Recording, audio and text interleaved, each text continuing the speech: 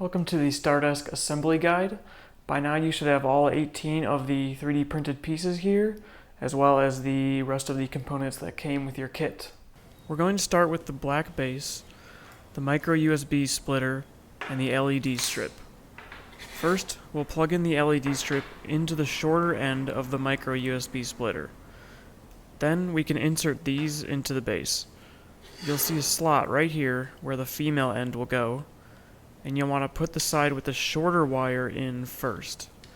As you push it in, you can curl the wires around, and there's a spot in that bottom corner where you can shove the shorter wire. Then we'll slide the LED strip into its place. You'll see a thin groove where the LED will sit with the lights facing forward. It should be a pretty tight fit, but be sure to slide it all the way down. And make sure the USB splitter is pushed all the way down as well. For now, you can tuck the final wire into the base so it's out of the way. Next, we'll put the reservoir in the base. The large hole will be towards the left side of the base, and just drop it in. Now we'll take the clear star-based letters and the front panel piece that will hold the letters. And you'll just have to push the clear letters into that piece from the back side. Then you'll slide those pieces into the front of the base, into the two grooves on the front. Next, we'll put the small clear button in its place. You'll see a little slot here with walls on either side where the button sits. And we need to make sure we orient the button correctly. If you look closely, you can see and feel a little groove on one side of the button. That groove will be facing up. So you'll just have to drop the little button into its place, and if you push it all the way forward, it should stick out the front a little bit. Next, we'll start assembling the launch mount. For this, you'll need the launch mount piece, the humidifier disc, and the circuit board. As a note, be very careful with the small black and red wires throughout the installation. They can be fragile, especially where they attach to the disc. The first thing we'll do is plug the disc into the circuit board. You'll see there's a groove on the little white clips that you'll have to line up so you don't do it backwards. Push that all the way in. Now we'll put the humidifier disc into the launch mount, but you need to make sure you have it the right way. The little black and red wires connect on the top side of the disc, and the bottom side has the smooth rubber gasket going all the way around the disc, and the top has the gap for the wires. So with the bottom facing down, we can start inserting it into the top of the launch mount. Again, make sure you orient it correctly. The wires will be lined up with the slot in the launch mount. As you slide it down, it will be a tight fit. Make sure you push evenly on it and the rubber gasket doesn't get caught up. Push it all the way down. And if you need to remove the humidifier disc for any reason, don't try to pull it out with these wires. Instead, take one of your white wicks and push it up underneath the launch mount and push on the humidifier disc from underneath to remove it. Now we'll take one of the white wicks, and before we install it, you'll actually want to run it under a faucet. We'll be testing everything soon, and this will make that easier. When the wick is dry, it can actually take a while to soak up water all the way. So once you've gotten it wet, we can insert it into the launch mount. It will go in the center hole, and you'll put the flat edge of the wick in. The angled edge should be sticking out, and push it all the way up so it's up against the disc.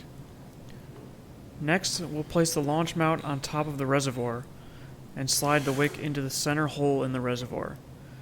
This is important. The wires should be sticking directly towards the left side of the reservoir, like this. Now we'll plug the other part of the micro USB splitter into the circuit board, and then we can slide the circuit board into its spot in the base. There's a tiny little groove in the base right here. That's where the edge of the board will go, and the top of the board will be facing forward. Before we slide it in though, make sure the clear button is pushed all the way forward, because the black button on the circuit board will be sliding directly behind it, and it will be tight fit. So go ahead and slide the board down into place, making sure the button is fitting. And once it's all the way down, you can try pressing the clear button from the front, and you should hear and feel it click. And make sure the USB wire is tucked into this groove. Now that the electronics are in, we're going to do a quick test of everything. So get your micro USB cord and plug it into a power bank or a computer or whatever. plug it into the back of the base, and you should notice right away that the LED strip turns on. These lights are always on while Stardesk is plugged in. And now we'll push the button on the front, and as long as your wick is still wet, you should see a little geyser of water. You'll also notice a blue light turn on, indicating the humidifier is on. If we push that button again, the blue light will start blinking. This is another mode called intermittent venting mode. What it does is run the humidifier for 10 seconds, and then turn off for 5 seconds, and repeat. And then pushing the button one more time turns it off. If the humidifier doesn't seem to be working, make sure the wick is wet, and make sure it's touching the bottom of the disc. If it still doesn't work, or the light doesn't work, use our website to contact me and we'll get it figured out. Alright, so we can unplug it again and keep going. Before we do, you'll notice that you have a second wick. Eventually these can get old and go bad, so you can use this one if you ever need to replace it. And it's a good idea to just stick it in this slot in the base along with the wire, so you won't lose it. Next, we'll need the bottom half of the tower. All we need to do is place it on the reservoir right about here. But you'll need to make sure it's facing the correct way. There's a little L on one of the corners, which needs to be on the front left side, like this. Now we're ready to put the lid on top of the base. Obviously this has to face the right way too. The diamond hole is what will go over the tower. So get that lined up, and then slide it down over the tower piece. Then get it over the launch mount, making sure that the wires are still going towards the left, and making sure that the 6 support posts fit nicely in the little grooves in the lid. The lid will start pushing the wires down, just make sure they don't get pinched. Also make sure that the wires aren't visible in this space right here. If they are, just tuck them towards the front of the base. And then to snap it into place, just push down on the 4 clips on the edges. You may feel some resistance, but don't be afraid to push hard, and make sure it's pushed all the way down. You're able to remove this lid, which is why there's 2 grooves on either side, but try to do it gently if you have to. It's best to just leave it on if you don't need to remove it. Okay, now we can actually put all this to the side, and for this next part, we'll need the top half of the tower, the small hook, and the catching arms, and also the braided black line that comes in your kit. We're going to be threading the black line through all these pieces, so it helps to lick your fingers and get the end of the line wet, so it's easier to thread through the parts. First, we'll thread it through the catching arms. There are 2 small circular holes near the top, right behind where it swivels. Thread about half the line through both of these holes, just like this. Next, we'll take the top half of the tower, and you'll notice 2 holes underneath the overhang on top of the tower right here. We're going to thread one end of the line through one of those, and the other end of the line through the other. So take one end of the line, and don't pull it too far. Be sure to keep the catching arms on the line. But take the line and push one end into one of these holes. Doesn't matter which one. And push it in until you see it appear out the back of the tower. You may have to finesse it a little bit. Pull it through some more, and then we'll do the same thing with the other end of the line, but this time through the other hole underneath the tower. And you can pull both of these lines as far as you can. Finally, we'll thread just one end of the line through the eye of the small hook. Doesn't matter which end, but thread it through and then slide the hook all the way towards the tower piece. Then we just need to tie the 2 ends of the wires together. A simple overhand knot is all you need. Take the 2 ends and line them up, then loop them around your finger. Then put both ends through that loop and tighten it up. You don't want to lose too much of the line, so try to push that knot fairly close to the ends of the line. And then we'll trim the ends of the line just a little closer to the knot. We're almost ready to attach all these parts to the bottom of the tower, but first we need to install the 2 quick disconnects. First, we'll take the small black booster quick disconnect piece and install it onto the launch mount. Just push the clip into the opening like this. Then we'll take the quick disconnect arm and place it into the bottom tower section. There's a spot for it right here. The flat side of the quick disconnect arm will be facing up. For now, we just place it here. Now we're ready to install the top half of the tower and the catching arms. First, get it lined up correctly. The overhang on the top of the tower faces towards the launch mount, and the catching arms will go on that side too. Then we need to slide the catching arms onto the bottom tower section. You'll see that it fits around 3 of the rectangular columns on the tower, and you'll have to swivel the arms so they're facing towards the front to avoid the quick disconnect arm. Make sure the line isn't tangled, and then just slide the catching arms down over the tower.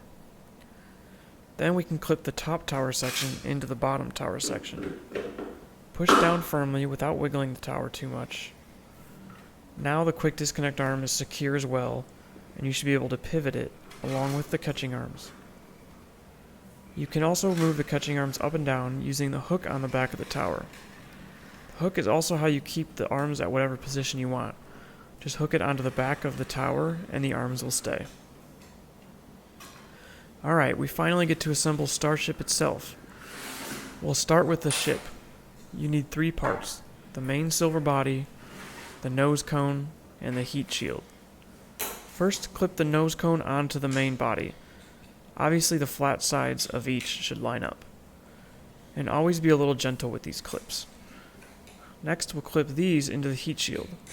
So these 2 clips will fit into the spaces in the heat shield like this. Then you need to push down on the heat shield and up on the silver parts. Sometimes it's a little tough. Make sure it clips all the way in there.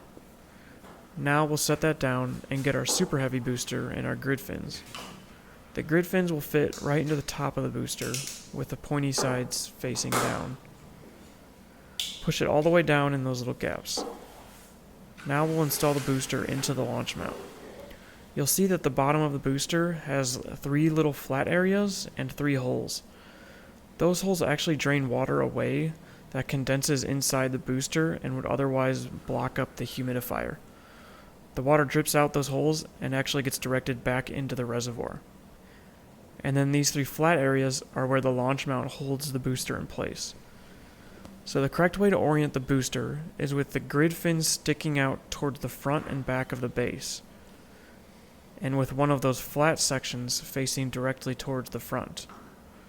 So it should look like this, and then you can push down firmly into the launch mount. And next we'll take the ship and clip it on to the top of the booster with the silver side towards the tower. We're almost done, but one important note about our last piece here: the tank farm is actually what you want to use to fill up the reservoir. So if you flip it upside down and fill it with water, it will hold about the same amount of water as the reservoir holds. So you don't need to bring the entire assembly to the faucet, just the tank farm. Then you dump that water into the opening right here and place the tank farm on top. And everything is complete. You can now plug it back in and enjoy. And one more quick note: if the reservoir has been dry for a while and you fill it up with water, it can take quite a few minutes for the wick to soak up the water and start creating water vapor. So don't worry if it takes a while to start venting. But that's it. I hope you enjoy your own personal starbase.